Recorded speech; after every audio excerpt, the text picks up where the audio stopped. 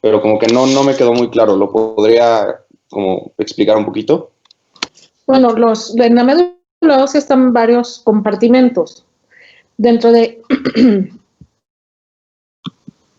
esos compartimentos, vamos a decir, está el primero, que sería el pluripotencial no restringido, que son poquitas células. Esas células son las que empiezan a reproducirse, que dijimos que están en quiescencia, que se activan una vez al mes. Y esas células son las que tienen el potencial para dar a todas las demás. ¿Sí? Entonces, conforme empieza la diferenciación o lo que llamamos compromiso, la primera división sería, se separa la célula linfoide de la mieloide, y la célula linfoide se va hacia los tejidos linfoides. Ese sigue siendo un compartimento pluripotencial, pero ya está restringido. En alguna literatura a ese compartimento ya no lo llaman pluripotencial, sino multipotencial. Y de ahí se siguen comprometiendo y es cuando viene el bipotencial, que ya nada más puede dar origen a dos. Y finalmente el unipotencial o las progenitoras. Y después de las progenitoras viene el compartimento de maduración. No sé si me explico. Sí, entendí, doctora, gracias. ¿Alguna otra duda? Doctora. Hey. ¿Y cuáles serían esas dos de las que puede dar origen el compartimento bipotencial? No, pues depende en los cultivos, depende qué células se hayan combinado. Generalmente siempre van los granulocitos con los monocitos y los eritrocitos con los megacariocitos, pero en realidad se pueden combinar entre todas. Esa célula todavía, en esta etapa de diferenciación, todavía puede dar origen a dos de las líneas, de las 4 líneas que va a dar la gema. No es en realidad algo así muy estricto.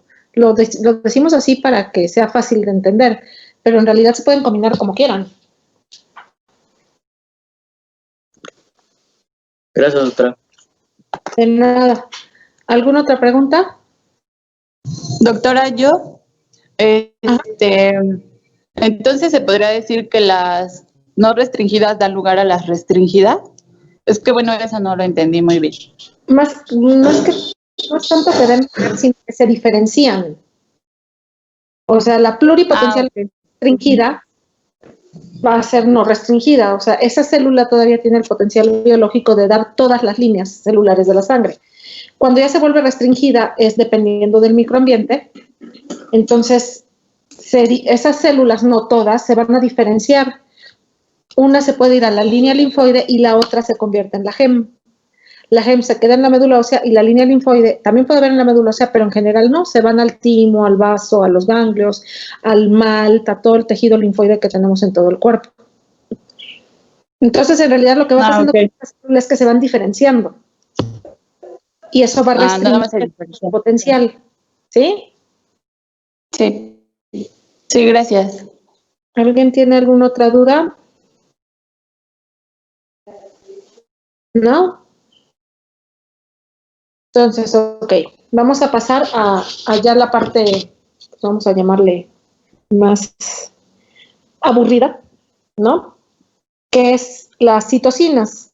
Las citocinas las vamos a clasificar de varias formas. La primera de ellas es según su lugar de síntesis. Hay citocinas que se sintetizan en muchos tejidos, así como hay citocinas que son casi exclusivas de uno. Aquí ponemos en el primer ejemplo, ¿sí ven mi cursor cuando lo muevo? No, ¿verdad? No se ve. No encontré cómo hacer un puntero. Si alguien sabe, me dicen. Entonces, bueno, en la letra A. En la parte, bueno, perdón doctora que le interrumpa, No. en la parte inferior, bueno, moviendo su S, en la parte inferior suele salir como una línea negra y ahí viene como pasar diapositiva, bueno, vienen varias opciones y ahí viene la opción del cursor, no sé si le sale. No me sale. Nada más está dejar de presentar y avanzar y retrasar las diapositivas. Bueno, no, entonces no tengo idea. No sale. Y en opciones también lo busqué, pero no lo encontré. Podría intentar dando clic derecho, a ver si le aparece la opción de... A ver, de láser, porque luego aparece como láser también. No. Nomás me las avanzo, me las Me las retrasa. Ahí está. No.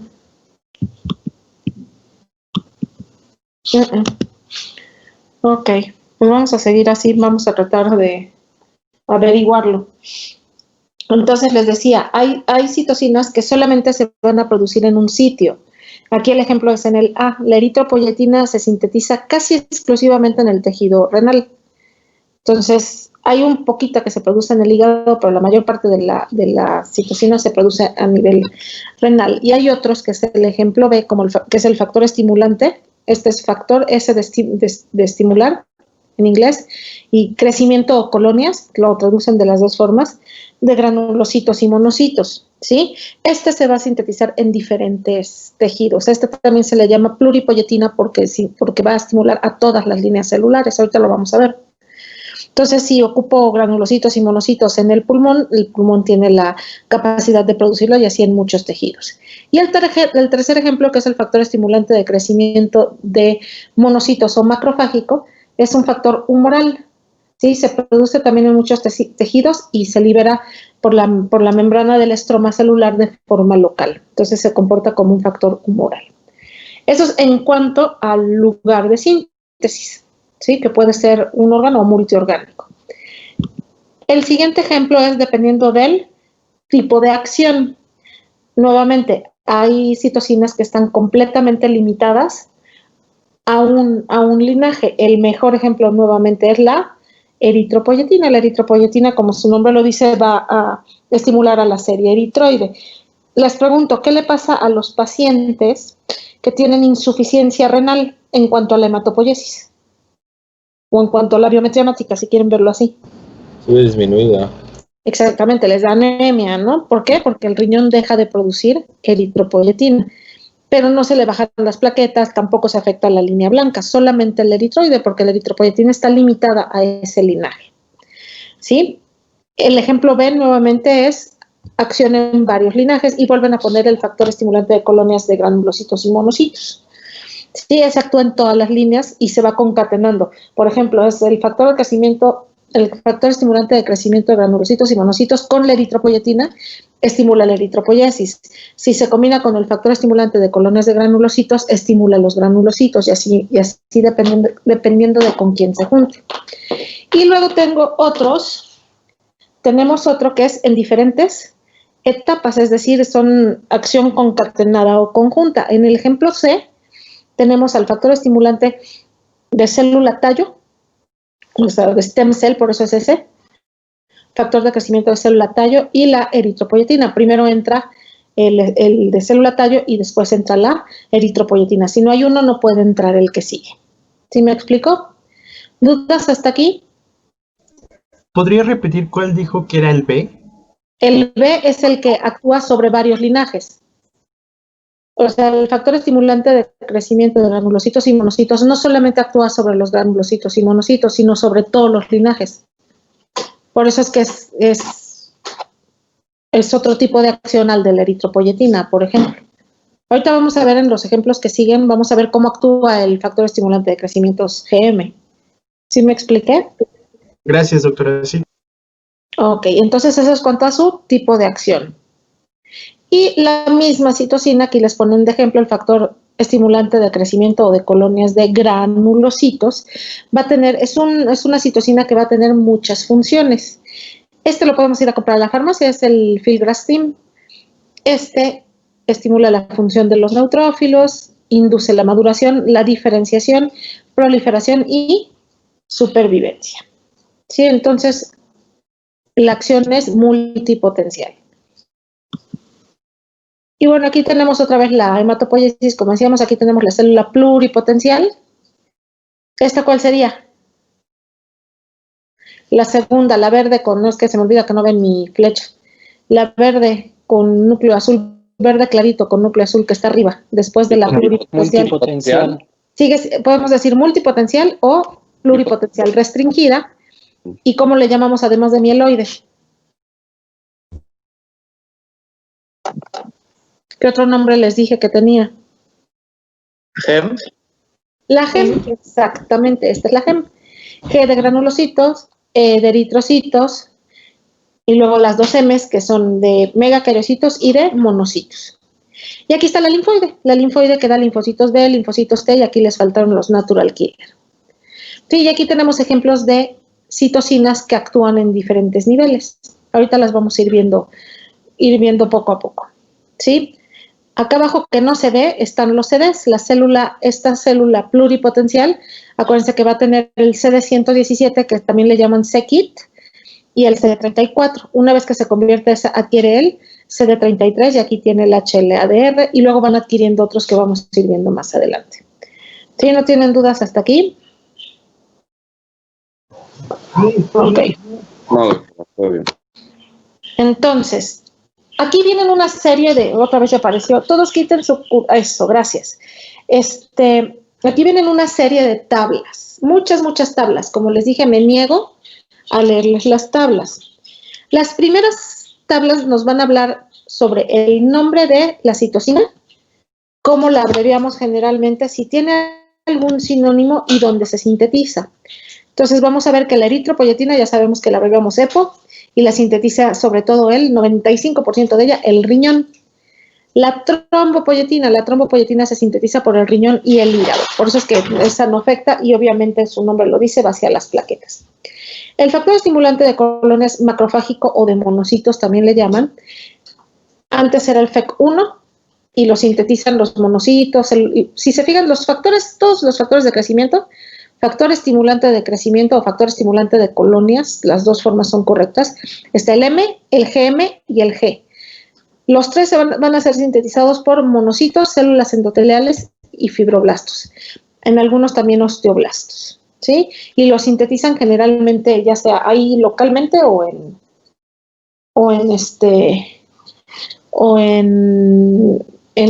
los órganos donde se requiera. ¿Sí? De ahí tenemos a las interleucinas, son un montón de interleucinas. ¿Cuáles son las interleucinas que les dije que eran muy importantes? La 3 y la 6. La 3 y la 6. La 3 y la 6, exactamente. Bueno, aquí está la 1, la 2. Nuevamente se van a sintetizar por monocitos, sobre todo linfocitos. Sí, aquí está la interleucina 3. La interleucina 3 se conoció en un principio como promotora de brotes o burst promoting activity, o bien factor de crecimiento de células hematopoyéticas. Sí, linfocitos también. Aquí me falta poner linfocitos en la donde dice origen. Igual la 6. La 6 también se le llamó interferón beta 2 o factor estimulante de células B. Igual lo sintetizan linfocitos y monocitos preferentemente. Y luego tenemos muchas interleucinas. c-KIT ligando. El receptor de c-KIT ligando es el CD117. ¿Qué célula tiene el CD117? La primitiva. Exactamente, la primitiva. El c-KIT ligando también se conoce como factor estimulante de célula tallo o factor de célula tallo. Sí, y es el primerito que entra, es el primero que entra en estimular a la célula tallo. Entonces, estas siguientes tablas que vamos a ver va a ser la citocina con su actividad principal. Al final vamos a ver todas las poiesis, eritropoiesis, linfopoiesis, vamos a ir viendo las citocinas importantes ahí. Ahorita nada más las estamos viendo así como por encimita. La eritropoyetina ya sabemos que actúa sobre todo para la serie eritroide. Actúa con proliferación y maduración. La trombopoyetina principalmente para la megacariopoiesis. El factor estimulante de macrofágico lo dice su nombre, es sobre todo macrofágico, el GM.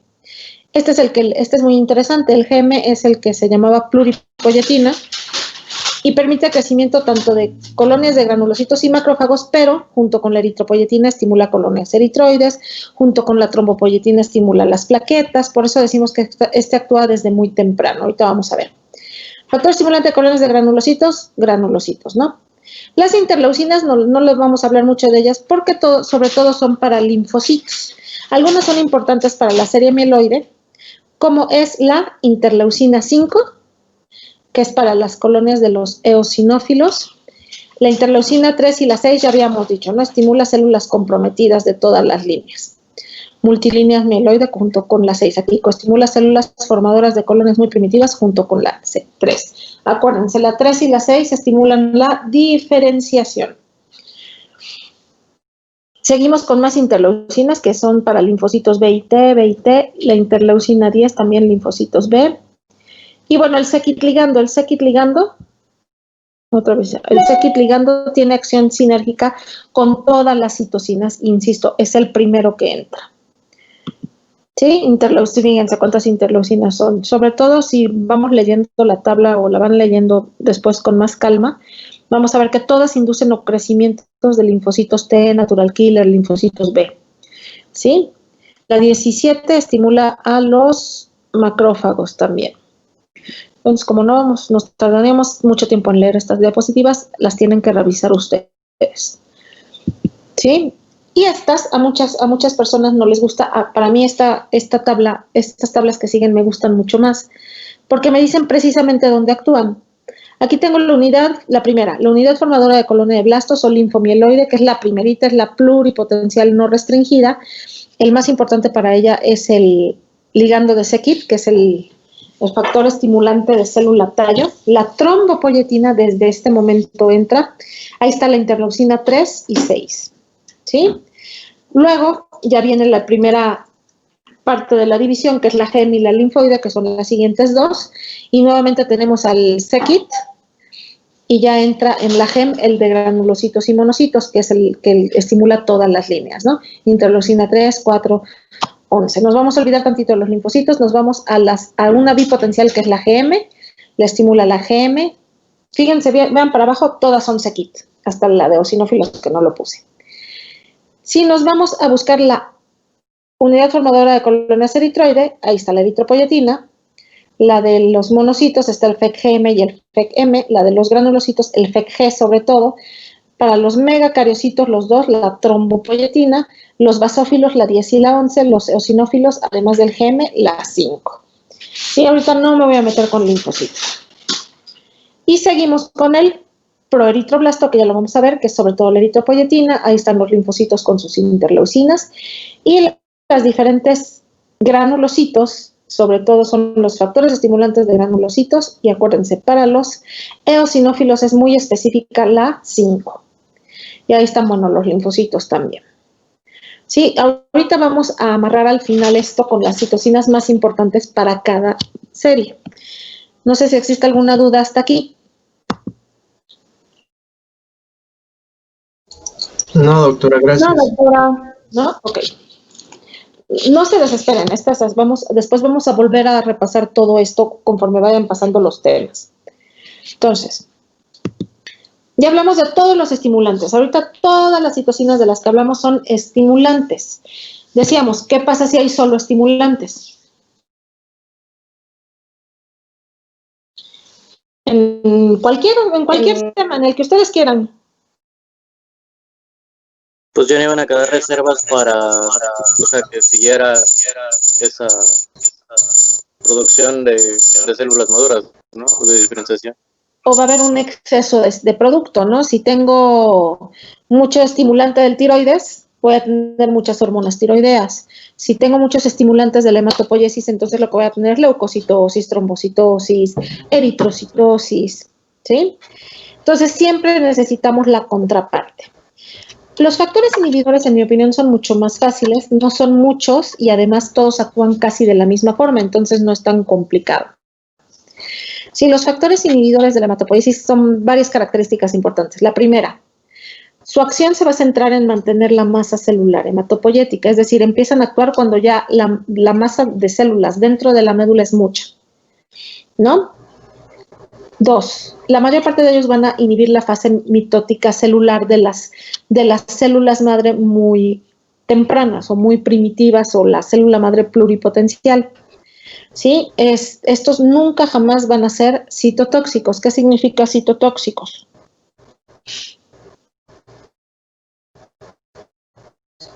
Que pueden causar destrucción de la célula como tal, ¿no? Que destruyen la célula. Estos no destruyen la célula, solamente la detienen. No nos conviene un factor que nos destruya nuestras células madre, ¿no?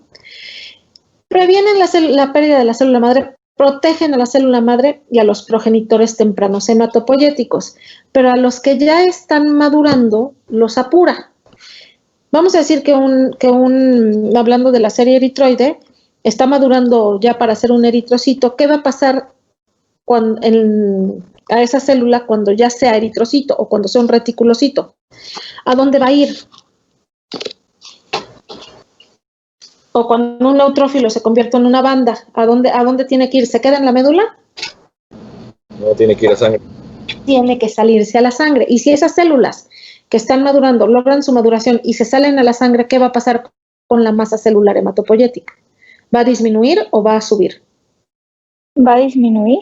Va a disminuir. Entonces, los inhibidores lo que hacen es parar a la célula madre, decir, espérate tantito, no hagas más células, y a las que están madurando, apresurarlas para que salgan de la médula y de esa forma se conserve una masa celular normal. ¿Sí? Esas son las características en general de todos los inhibidores. Vamos a ver ahorita que todos los inhibidores son proteínas inflamatorias. La primera es la proteína inflamatoria del macrófago, se abrevia MIP1 alfa. Ya habíamos dicho, no es citotóxico, su acción es reversible, inhibe la proliferación de células madre, evitando que entren en la fase S del ciclo celular. ¿Cuál es la fase S? La fase de síntesis. Síntesis, exactamente. Y van a tener una capacidad estimuladora del crecimiento de los progenitores maduros, para lo que decíamos, ¿no?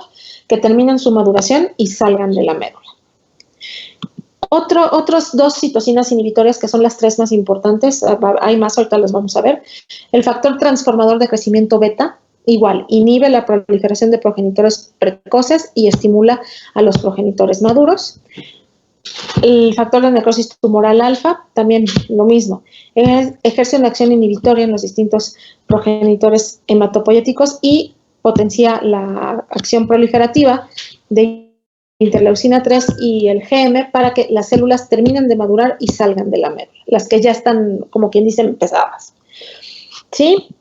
Otras moléculas inhibitoras, interferones, prostaglandinas y factor 4 plaquetario. Si yo me regreso, ¿en qué enfermedades, para hablar de patología, a los médicos nos gusta la patología, lo normal no mucho, ¿en qué enfermedades vamos a tener niveles altos de este tipo de citocinas?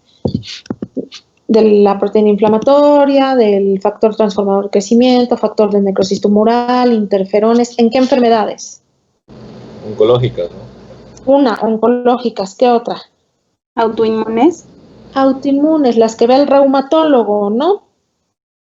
¿Qué tienen los pacientes con enfermedades reumatológicas en la médula ósea? Digo, en la sangre periférica. Autoanticuerpos. Sí, por ejemplo, en el lupus son autoanticuerpos. A lo que me refería eran los niveles de la biometría. Pues están todos alterados. Generalmente hay trombocitopenia. Hay citopenias, ¿no? Ya sea anemia, leucopenia.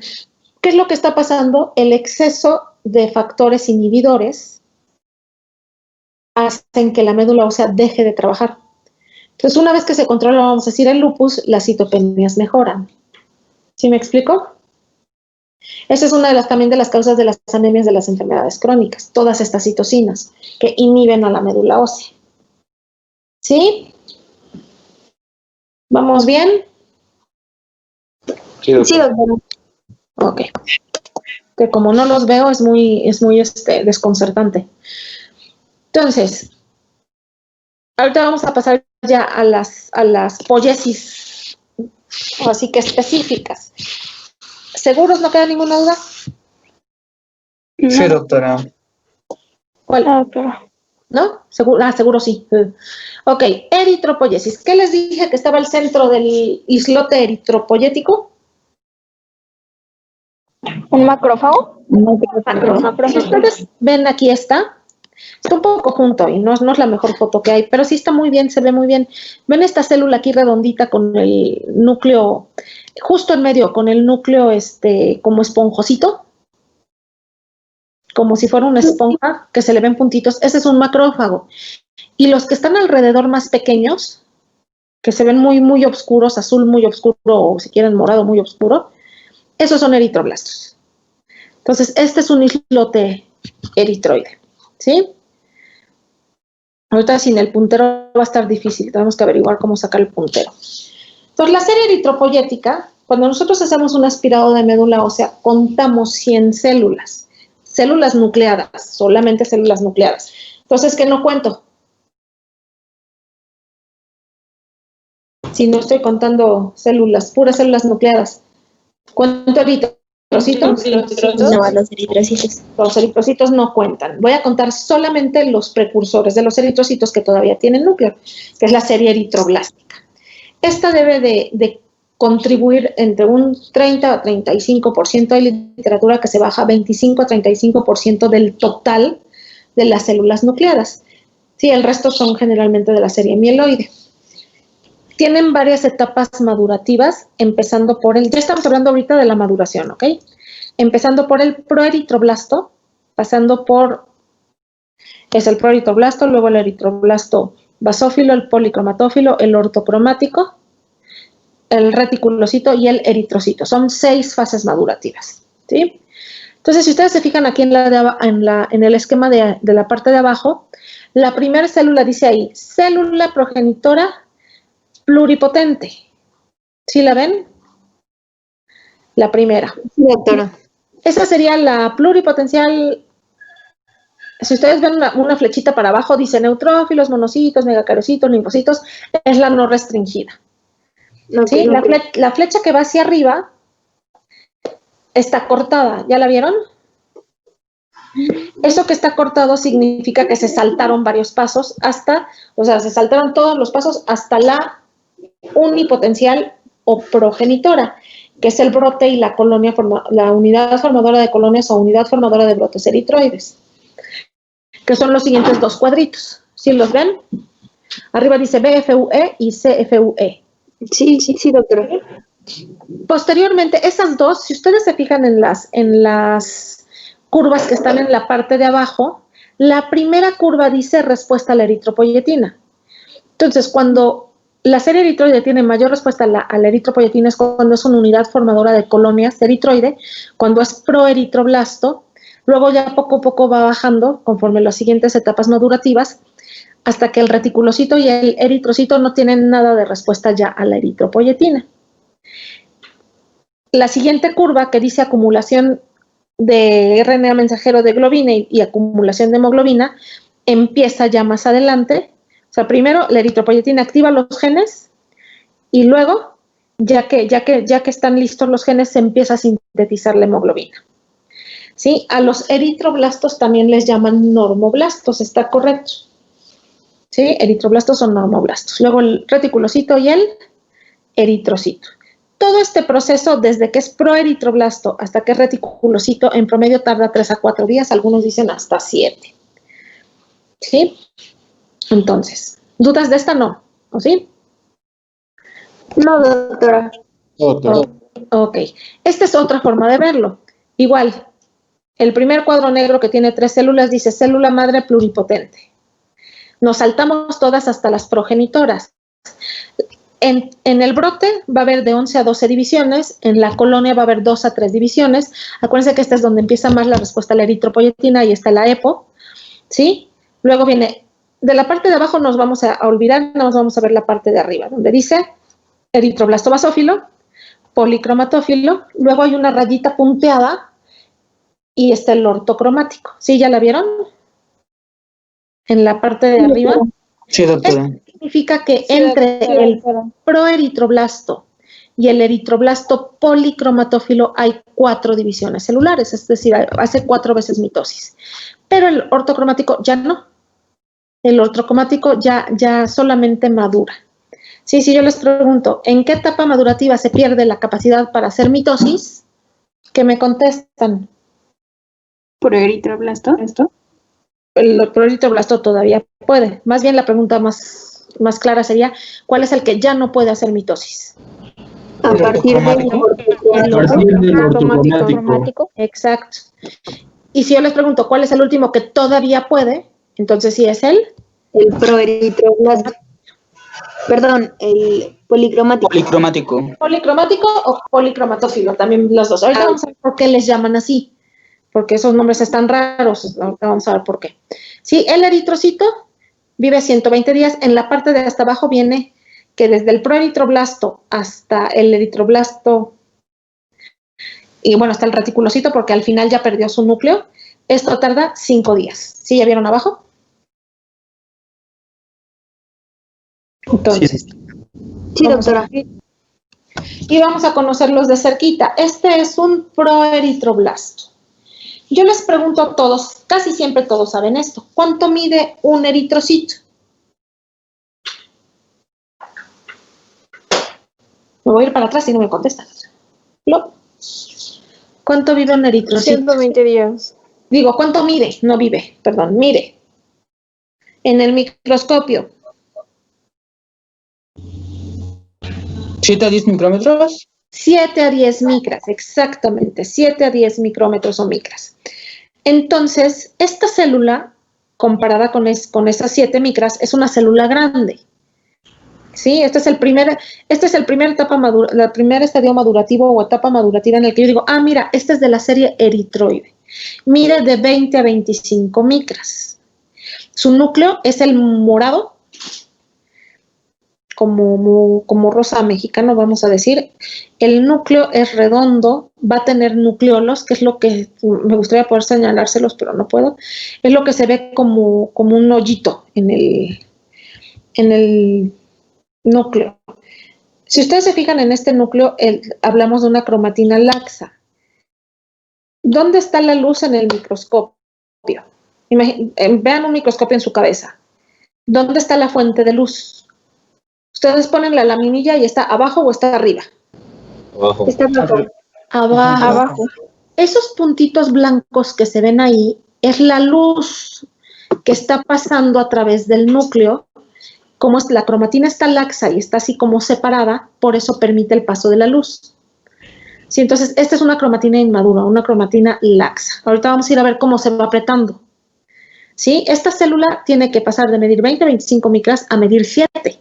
Parece un eritrocito. Ustedes lo ven y dicen, ¡ay, es un eritrocito!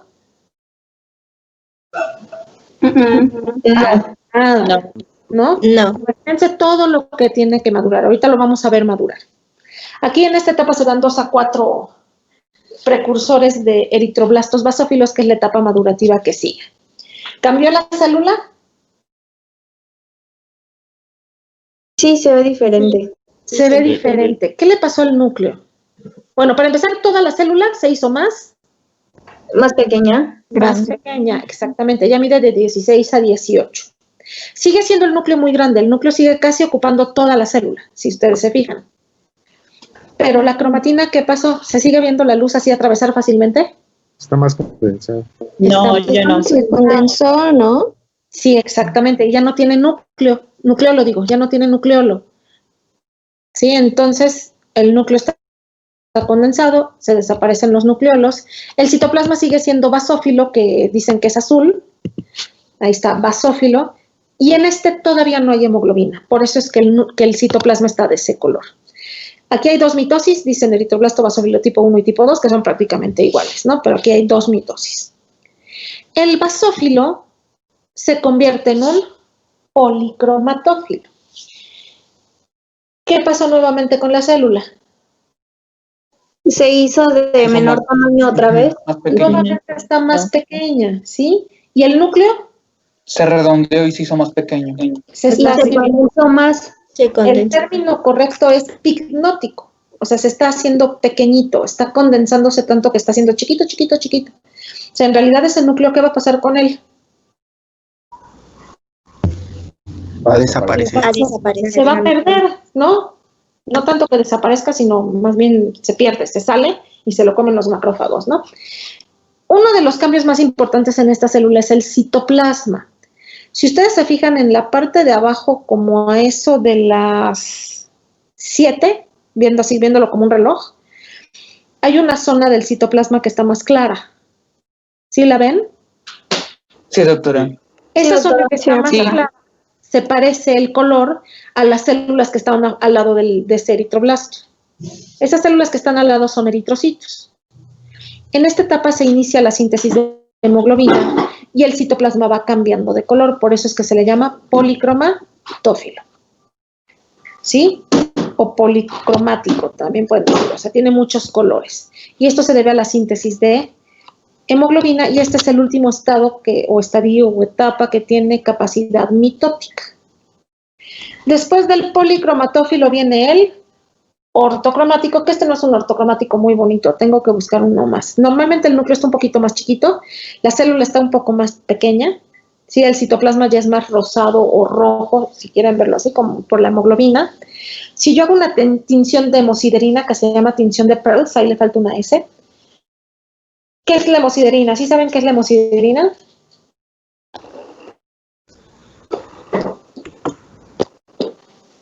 ¿A qué le suena hemosiderina?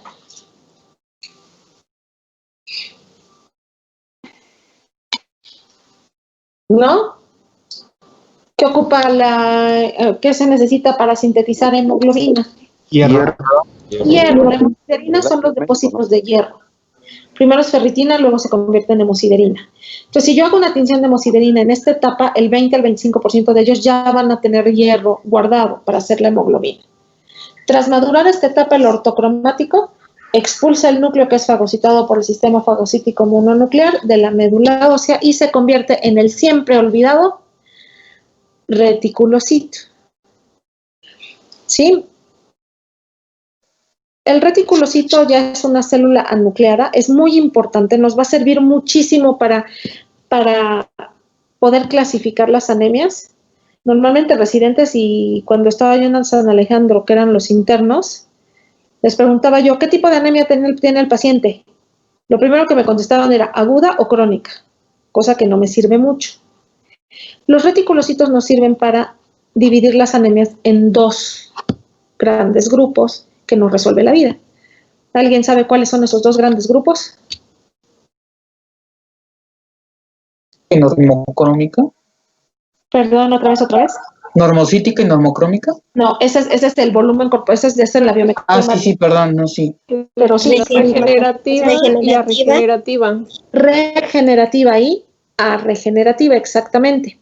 Entonces, con eso nos resuelve la vida, porque si es regenerativa solamente hay de dos sopas, o es hemólisis o es sangrado.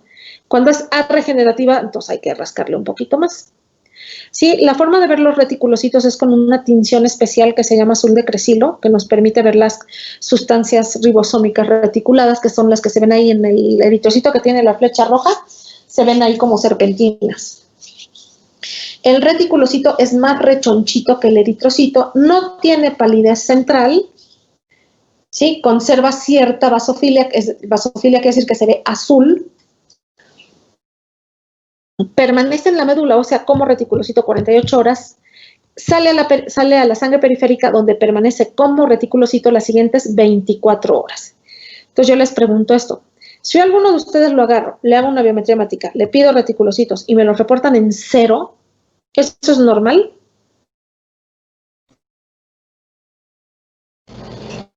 No. No. Les iba yo a decir, es un volado, échense el volado. No. Siempre tenemos cierta cantidad de reticulocitos en nuestra sangre.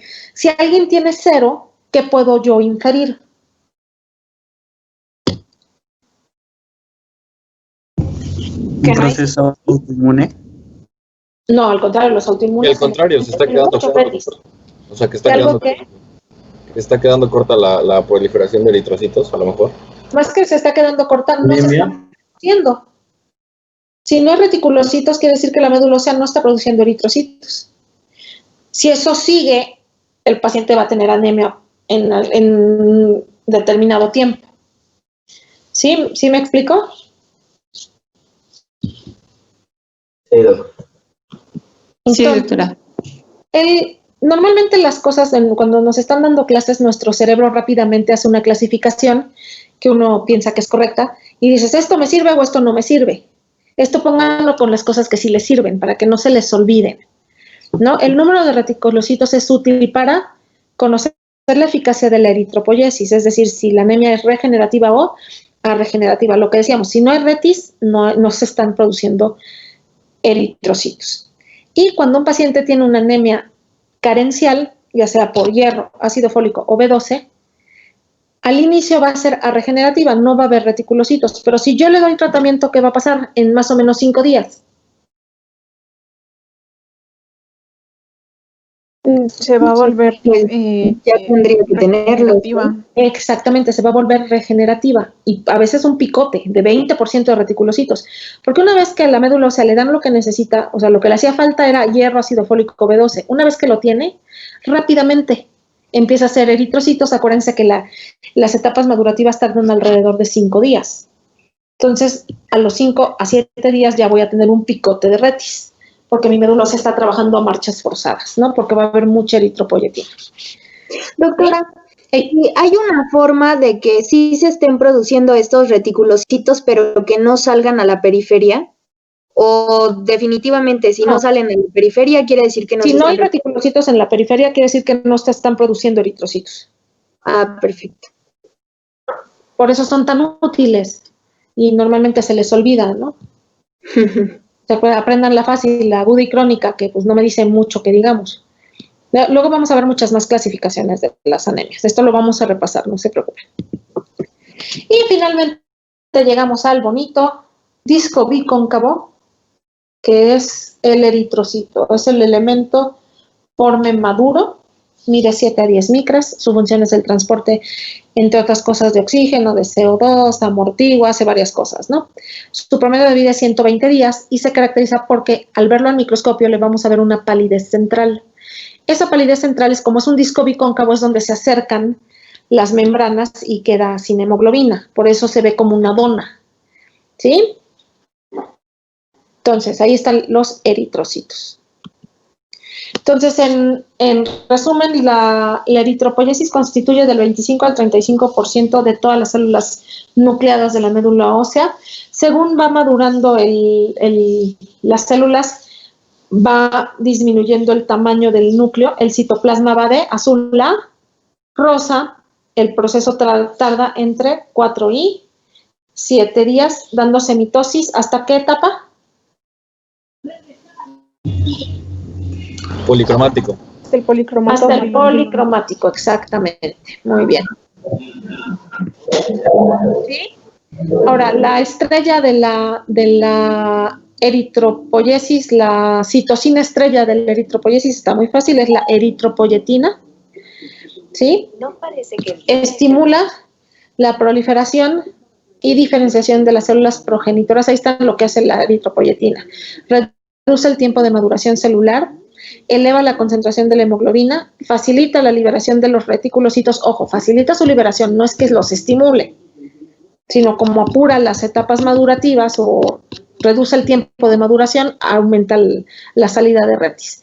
Y si a alguien le ponen eritropoyetina, vamos a ver en la médula hipercelularidad o hiperplasia eritroide. ¿Qué es esto? Más del 35% de eritrocitos. La eritropoyetina se empezó a hablar de ella en 1906 por Carnot y los que sí trabajaron, o sea, los colaboradores. Demostraron la existencia de ella hasta 1950, Reisman y colaboradores, y bueno, se vio que era su origen renal poquito después, en el 57. Es una alfa-globulina, 70% proteínas, 30% glúcidos.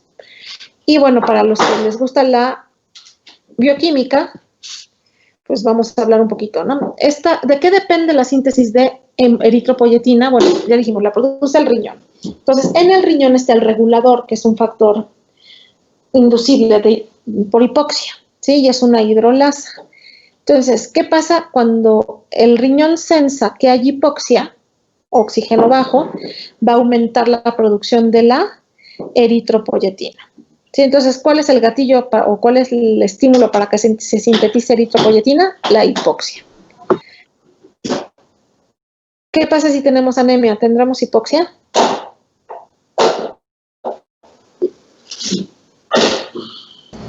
Sí, ¿no? Yo creo que sí. Claro, ¿no? ¿Y en qué otra situación podríamos tener hipoxia sin que fuera anemia? Un estado de choque. En una hemorragia. Una hemorragia, un estado de choque, pero que no sea por falta de eritrocitos. La hipoxia que no sea por falta de eritrocitos. EPOC, muy buen ejemplo. ¿Qué pasa con los pacientes con EPOC en su biometría hemática? ¿Qué tienen?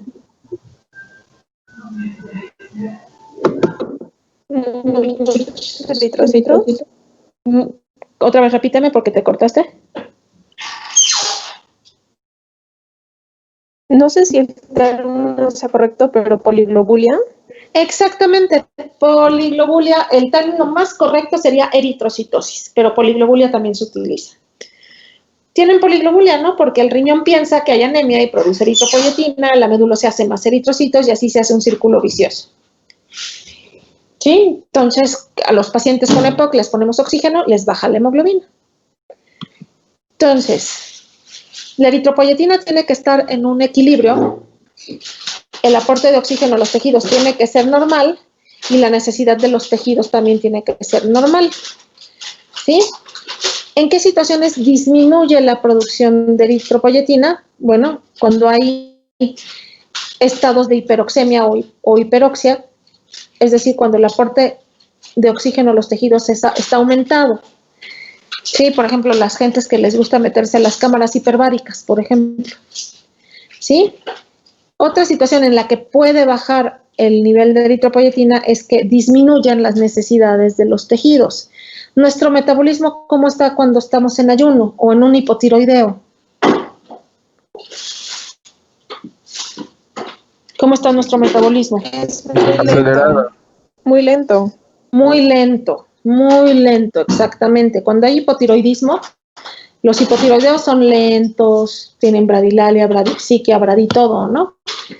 Porque su metabolismo es muy lento, no se consume el oxígeno de forma normal, entonces de forma falsa aumenta el nivel de oxígeno en la sangre y eso hace que disminuya la eritropoyetina, los pacientes pueden desarrollar anemia. Ahora, lo contrario, ¿qué hace que aumente la producción de eritropoyetina? ¿Sí? Lo más común es que disminuya el aporte de oxígeno a los tejidos, ¿no? Que haya hipoxia o disminución del flujo renal, por ejemplo, se me fue, estenosis de la arteria renal también produce hipoxia en el riñón o bien anemia. ¿Qué puede hacer que aumenten las necesidades de oxígeno por los tejidos? El hipertiroidismo es un buen ejemplo, ¿sí? O los esteroides es un buen ejemplo. ¿Dudas hasta aquí? No, doctora. No, doctora. Ok, vamos ya. La eritropoyesis es la más difícil. Ahora vamos con la mielopoyesis. Aquí están las etapas madurativas. Cuando hablo de mielopoyesis me refiero o granulopoyesis, me refiero a los granulocitos, neutrófilo, eosinófilo y basófilo. Y todos pasan por las mismas etapas, ¿no? Mieloblasto, promielocito, mielocito, metamielocito, banda I.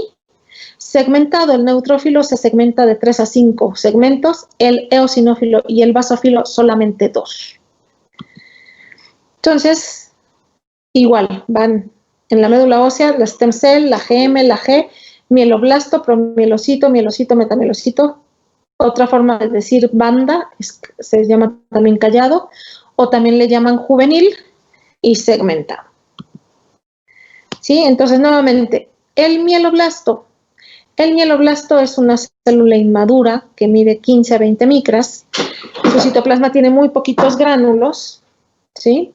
O algunos pocos azurófilos. Azurófilo significa color vino o azul intenso. ¿Sí? El núcleo ocupa casi toda la célula, 4/5 partes. Si se fijan en el dibujito, bueno, en la foto, el núcleo hay un nucleolo que está muy prominente, que se ve como un hoyo. ¿Sí lo ven? Sí, doctora. Entonces, la cromatida nuevamente es fina, se pueden ver que traspasa la luz y puede tener de 2 a 5 nucleolos bien definidos. El mieloblasto se convierte en un promielocito. Aquí es la única, bueno, una de las pocas células que aumenta un poco de tamaño. Si se fijan, lo que aumentó fue el citoplasma. En esta etapa de promielocito, las células lo que están produciendo son gránulos primarios que tienen mucha mieloperoxidasa. ¿Sí? La cromatina ya está más gruesa, el nucleolo ya no está tan prominente y tiene mucho citoplasma. Luego tenemos al mielocito. Esta es la última célula que puede hacer mitosis. Si se fijan, ya el núcleo es mucho más pequeño, es redondo, la cromatina es mucho más gruesa, ya no se ven los nucleolos y empiezan a aparecer los gránulos secundarios. El que sigue del mielocito ya no puede hacer mitosis y se llama metamielocito. El metamielocito sí mide de 14 a 20 micras. En realidad el neutrófilo mide 14 micras, entonces ya casi llegamos. ¿Qué le pasó al núcleo? Se hizo hendido, ¿no? O reniforme. Yo digo se abolló. Este ya no puede hacer mitosis y aquí ya vamos a tener gránulos de los dos, neutrofílicos y primarios. Luego sigue la banda o juvenil o callado, también le llaman. Este tiene una forma de U, la cromatina es gruesa y aglomerada y el citoplasma ya también es granular. Y finalmente viene el neutrófilo, ahí les está sonriendo, ¿no? Mide de 12 a 14 micras, tiene un citoplasma rosa con muchos gránulos neutrofílicos finos y puede tener, ahí puse 2, pero no, en realidad son de 3 a 5 lóbulos. Si tiene más de 5, decimos que está hipersegmentado. Si tiene menos de 3, decimos que está hiposegmentado. Nuevamente, mieloblasto. El promielocito hace gránulos azurófilos. El mielocito hace gránulos secundarios. Luego viene el segmentado, el callado y el metamielocito. Los que están arriba son los que pueden hacer mitosis, los que están abajo ya no. Y aquí es lo mismo, ¿no? El compartimento mitótico, que es el mieloblasto, el promielocito y el mielocito, el compartimento de maduración, que es el metamielocito, el callado y el segmentado. Y en la sangre periférica solamente vamos a ver bandas y segmentados en condiciones normales. Aquí es muy fácil la regulación de la mielopoiesis. Aquí es prácticamente los factores estimulantes de colonias, tanto de granulocitos como de granulocitos y monocitos, y la interleucina 3 y 6. Aquí no hay mucha dificultad. ¿Dudas de la mielopoiesis? Todo bien, doctor. No, ok. Vamos con la megacariopoiesis. La megacariopoiesis, el megacariocito es la célula más grande que vamos a ver en la médula ósea. Mide alrededor de 100 micras. ¿Sí? Compárenlo con un eritrocito. En la segunda foto de arriba se ven, estamos de lejos, y en la de arriba, la primera, estamos de cerca. Y las de abajo lo que vemos son las plaquetas. También surge la megacariopoiesis, se da en la médula ósea, igual a partir de la célula GEM. Y las etapas madurativas son megacarioplasto, megacariocito y plaquetas. La megacariopoiesis tiene una característica especial, y es que las divisiones nucleares no van a ir seguidas de las correspondientes divisiones citoplasmáticas. Es decir, vamos a acabar con una célula poliploide. ¿Alguien sabe qué es una célula poliploide?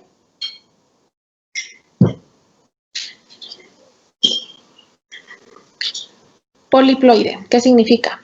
Las células pueden ser euploides, poliploides, o tener, también le llaman hipodiploidías. ¿Qué significa eso?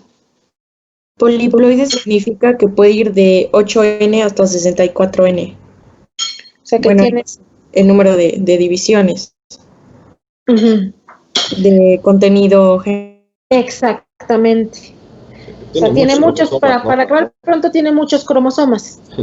Lo que sucede es que todos los núcleos se quedan ahí pegados. Nunca la célula hace las divisiones nucleares, pero nunca el citoplasma se divide. Entonces queda una celulota que se va a dedicar a producir gránulos en su citoplasma, y el desprendimiento de esos gránulos son las plaquetas. Sí, este va al revés de todas, va de chiquita a grandota, ¿no? Su núcleo, el megacarioplasto, el núcleo es muy grande, ocupa toda la célula, la cromatina laxa, como todas las células inmaduras, citoplasma basófilo sin granulaciones. Posteriormente del megacarioplasto viene el promegacariocito, que en esta etapa es donde se sintetiza todos los núcleos, todo el DNA, y empieza la granulogénesis. Es una etapa muy corta. El promegacariocito se convierte en un megacariocito que se puede dividir en dos, el megacariocito granular y el megacariocito productor. Ya mide de 80 a 100 micras, el citoplasma está cubierto de granulaciones que son de color vino, azurófilas. El núcleo es multilobulado, puede tener hasta 32 núcleos ahí adentro, y la ruptura o desprendimiento de su citoplasma va a dar lugar a las plaquetas. Un megacariocito da lugar a alrededor de 10,000 plaquetas cada mega. Y bueno, las plaquetas son los elementos formes más pequeños de la sangre, son anucleados, miden 1 a 3 micras y muchos los consideran como fragmentos celulares. ¿Sí? Tienen funciones para la coagulación y también funciones inmunológicas que se están descubriendo últimamente. Su factor de crecimiento más importante es la interleucina 3 y la trombopoyetina, que la trombopoyetina se sintetiza en el riñón y en el hígado. Actúa en todas las fases evolutivas de las plaquetas. Se parece el nombre a la eritropoyetina porque es análogo, tiene analogía 25%. Y ya nada más vamos por 2, las podemos ver rápido porque ya no son complicadas. La ¿dudas de la megacariopoyesis? Yo tengo una duda, es que dijo que el megacariocyto se puede dividir en granular y en qué otro, disculpe. Y productor. Ok, gracias. De nada. ¿Alguna otra duda? Bueno, esos dos los vamos a ver después, ¿no? Supongo, ¿o no? ¿O tiene alguna importancia eso? No, en realidad, si me regreso, haz de cuenta que el que está arriba, la única diferencia entre el granular y el productor es que en el productor se le ven cómo se están desprendiendo las plaquetas, como en este que les pongo, que se ven ahí como el citoplasma deshilachado. Y el granular se ve, no se deshilacha el citoplasma. O sea, pero al final son lo mismo, entonces. Sí. O sea, llegan a plaqueta. Sí. Ah, ok. Sí, sí.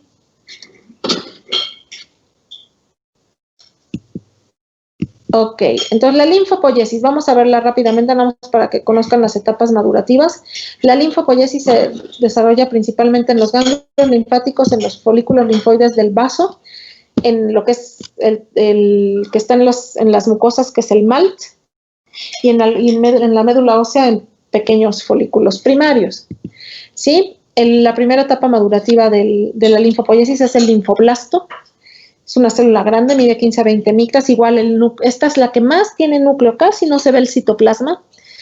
Sí, el citoplasma poquito que se ve en la periferia es claro, no tiene gránulos y la cromatina igual es reticular, ¿no? Y tiene 1 a 2 nucleolos. El linfoblasto se convierte en un prolinfocito, que aquí lo que cambia es que la cromatina se vuelve más aglomerada y el citoplasma crece. No tiene mucha significancia, aunque sí hay leucemia prolinfocítica, ¿no? Y finalmente tenemos al linfocito grande, este ya mide de 12 a 16 micras. Si ustedes se fijan ahí en la foto, se ve el citoplasma muy clarito, azul muy, muy clarito. Sí, celeste dice aquí. También puede contener alguno que otro gránulo y el núcleo está muy aglomerada la cromatina. Y finalmente el linfocito pequeño, que algunos discuten que el linfocito T es el grande y el linfocito B es el pequeño. En realidad no hay forma morfológica de diferenciarlos.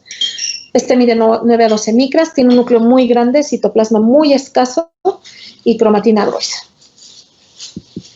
Y finalmente la monopoiesis, igual la monopoiesis, el primero es un monoblasto, luego un promonocito y un monocito.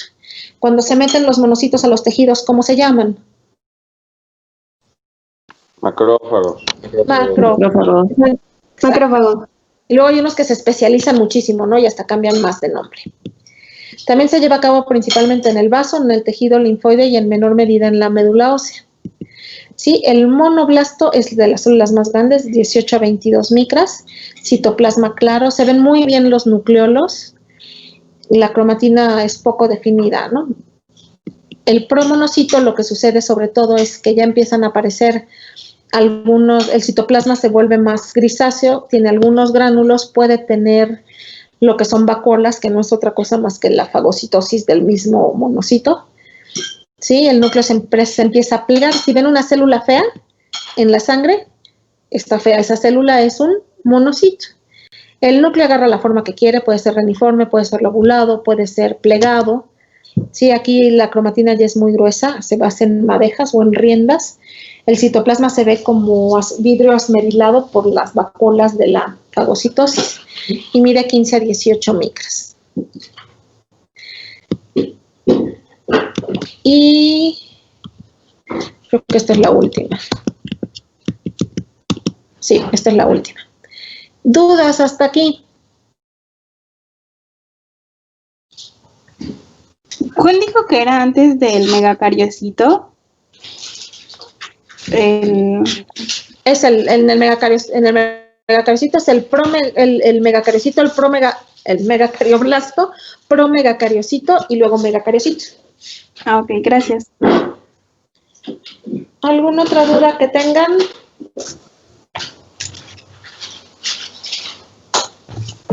No, doctora. ¿No? Terminamos a tiempo. La próxima clase vamos a ver la citometría hemática. Vamos a empezar con la citometría hemática. Ahorita se las mando al chat. Gracias, doctora. ¿Vale? Gracias, doctora. Sí, doctora, gracias. Nos vemos el lunes. Gracias, doctora. Hasta luego, doctora. Gracias. Gracias.